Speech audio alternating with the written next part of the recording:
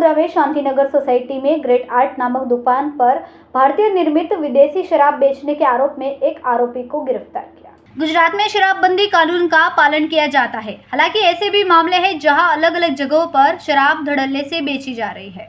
तभी सूरत की कापोद्रा पुलिस को ग्रेट आर्ट नामक दुकान की आड़ में शराब बेचने वाले एक आरोपी को गिरफ्तार करने में बड़ी सफलता मिली है। पुलिस ने अमित मकवाणा नाम के व्यक्ति को गिरफ्तार कर शराब सहित 50,000 रुपए का माल जब्त किया और शैलेश रादड़िया नाम के व्यक्ति को वंचित घोषित किया। संवाददाता सुनील पाटिल, BHP न्यूज, सूरत।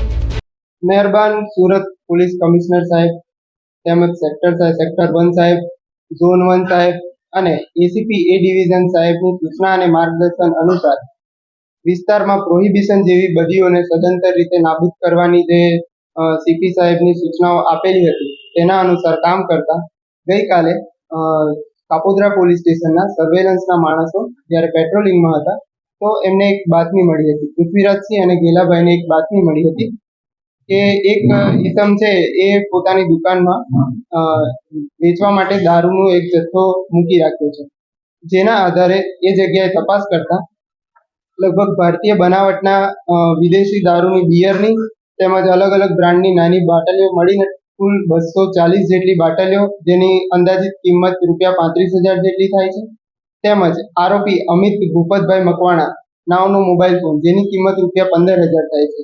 આમ ટોટલ કુલ 50,000 જેટલો મુદ્દામાલ પકડીને ક્વોલિટી કેસ કરવામાં આવ્યો છે અને એમાં એક શૈલેષભાઈ વિજીભાઈ રાદડિયા નામનો આરોપી છે, જેને વોન્ટેડ બતાવવામાં આવ્યો છે।